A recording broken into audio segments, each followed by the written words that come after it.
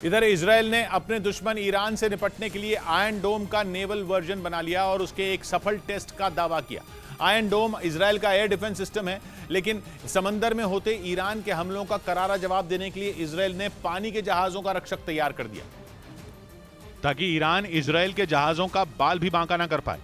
सी डोम नाम का यह सिस्टम शिप पर इंस्टॉल किया जाएगा, जो कि उसे रॉकेट, मिसाइल और ड्रोन के हमलों से बिल्कुल उसी तरह बचाएगा जैसे जमीन पर तैनात आयरन डोम इजराइल के ठिकानों की हिफाजत करता है।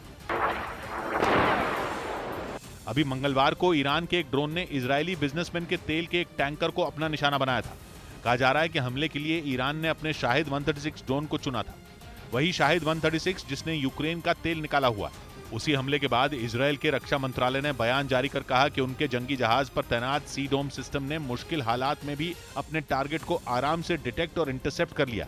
इस बीच खबर है कि एक मिलिट्री बेस से हथियारों की चोरी से इजराइल पर बड़ा संकट आकर खड़ा हो गया है।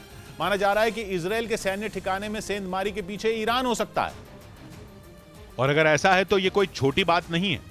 इसका सीधा मतलब यह है कि इजराइल का दुश्मन देश उसके घर में घुसकर उसकी नाक के नीचे से एक से बढ़कर एक हथियार चुरा कर ले जा रहा है। और सबसे बड़ी बात है कि इसकी खबर इजराइल की सेना को कानों कान नहीं हो रही। बताया जा रहा है कि इजराइल के एक मिलिट्री बेस से अब तक 70,000 गोलियां और 70 ग्रेनेड चोरी हो चुके हैं। यही नहीं, वहां से मशीन गन और भारी मात्रा में विस्फोटक के भी गायब होने की खबरें हैं। और ऐसा वहां 1-2 दिन से नहीं हो रहा, बल्कि बीते कुछ समय से हर हफ्ते इजराइल के इस सैन्य ठिकाने से हथियारों की चोरी हो रही है। और ऐसे में सबसे पहले शक की सुई ईरान की तरफ घूमती दिख रही है। इजराइल और ईरान के बीच फासले इस कदर बढ़ चुके हैं कि वो कभी भी एक दूसरे पर हमला कर सकते हैं, क्योंकि कुछ रोज पहले ईरान के ट्रकों पर अचानक जोरदार हमला हुआ था। इस हमले के बाद खुद ईरान सहम गया था, क्योंकि उसमें ईरान के 14 नागरिकों की मौत हो गई थी, जिसके बाद ईरान का गुस्सा 7वें आसमान पर पहुंच गया। ऐसे में उसने अपने पड़ोसी और पुराने दुश्मन इजराइल की तरफ आंखें तरेड़ दी हैं।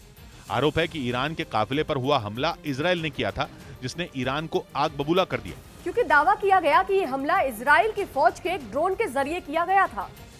ऐसे में इजराइल का यह हमला एक बहुत बड़ी जंग की वजह बन सकता है। इस हमले पर ईरान अब तक खामोश है, लेकिन कहा जा रहा है कि ईरान कुछ बड़ा करने वाला है, और उसी का नतीजा इजराइल के मिलिट्री बेस से गायब हो रहे हथियारों को माना जा रहा है। उधर इराक ने तुर्की पर कुर्दिस्तान में गिराए गए केमिकल बमों के आरोप की जांच करने का फैसला किया, जिसके लिए इराक की संसद ने विशेष जांच समिति का गठन भी किया है, जिसमें रक्षा मंत्रालय समेत संसद की सुरक्षा समिति और विदेश मंत्रालय के अधिकारियों को शामिल किया गया। ये कमेटी अपनी जांच रिपोर्ट सुरक्षा परिषद को सौंपेगी। इसी साल अक्टूबर में इराक की सेना ने एक वीडियो जारी कर तुर्की पर केमिकल हमले का इल्जाम लगाया था।